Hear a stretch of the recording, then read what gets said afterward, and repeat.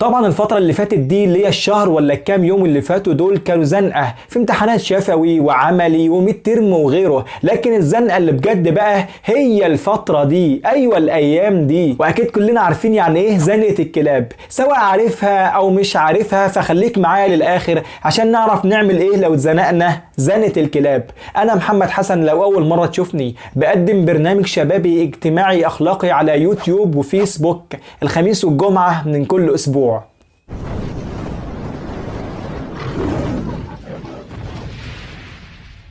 في الاول كده حابب احكي لك قصة الشاب مرجان، شاب زي الورد عنده احلام وطموحات جميلة جدا نفسه يحققها، نفسه يبقى متفوق ونفسه يبقى سعيد ونفسه يتخرج ويحقق احلامه وفي نفس الوقت يستمتع بالحياة. بس المشكلة بقى انه بيأجل المذاكرة من اول السنة، مذاكرة النهاردة لبكرة وبكرة لبعده وبعده لبعده لحد ما دخل في زون الانتخة. فلما لقى نفسه هيضيع وقف وقفة وقال لا لازم الم الدنيا واذاكر، وبدأ يذاكر ساعة ولا 2 يوم ولا يومين حتى عاد، ولكن المرة دي عاد لزون المرقعة. طبعا وفي الزون ده عارف ان الوقت بيسرقه وان وراه مذاكرة متلتلة، بس هو لسه مش قادر يمسك نفسه ولا عارف يخلص اللي وراه. وعنده جملة مشهورة جدا اسمها طول ما الامتحان مش بكرة يبقى لسه بدري. وتفضل الاحوال على كده الى ان تدق اجراس الامتحانات والمراجعات والليلة الكبيرة دي. فيبتدي هنا بقى يحس انه لو فضل على الوضع ده اكتر من كده مستقبله هيضيع. فيقوم بقى مرجان المرة دي بجد ويكسر زون المرقعة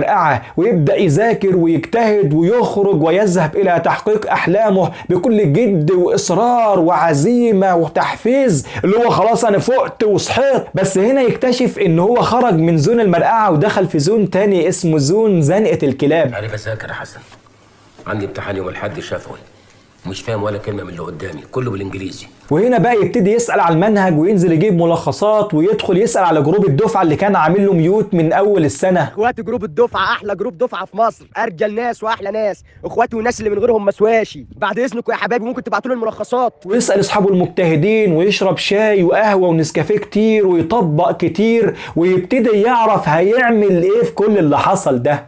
قصة الشاب مرجان دي هي قصتي وقصتك وقصة كل طالب مصري. السؤال دلوقتي برضه، ماذا لو اتزنقت زنقة الكلاب؟ بص يا صديقي، ما تستناش الوحي ينزل عليك عشان تبدأ مذاكرة، ارمي نفسك في المذاكرة. ايوه ارمي نفسك، لو بدأت صدقني هتخش في المود، بس ابدأ انت بس. وكمان ما تستناش الوقت المناسب عشان تذاكر، لو استنيت فنتقابل مع بعض في سمر كورس ان شاء الله.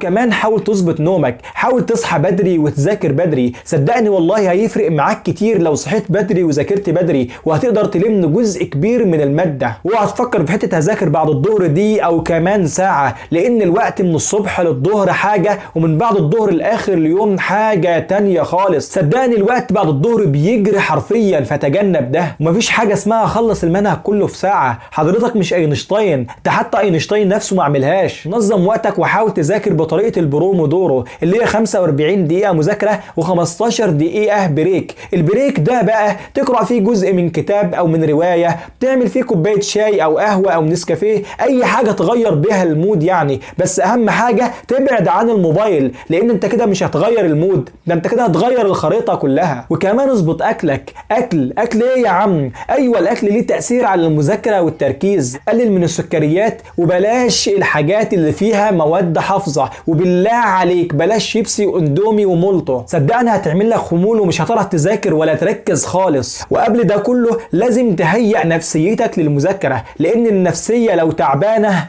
فالمعلومة هتخش عيانة. وابوس ايدك ما تذاكرش على السرير، لان دي بعد شوية مش هتبقى مذاكرة، ده هتبقى بوظة واكل رز مع الملايكة. وبالله عليك سيب التليفون من ايدك، والله هو ده اللي جايب لك الكافية. اخر واهم حاجة بقى، والمفروض يعني تكون اول حاجة، هي الدعاء والصلاة. حاول تصلي وادعي ربنا كتير وقرب من ربنا، عشان لو الوقت حتى قصير فالبركة بالدعاء والصلاة هتحسسك ان وقت كبير وهتلم فيه قدر كبير. وخلي عندك ثقة في ربنا وصلي على النبي كتير، تنجح وتجيب تقدير. سلام.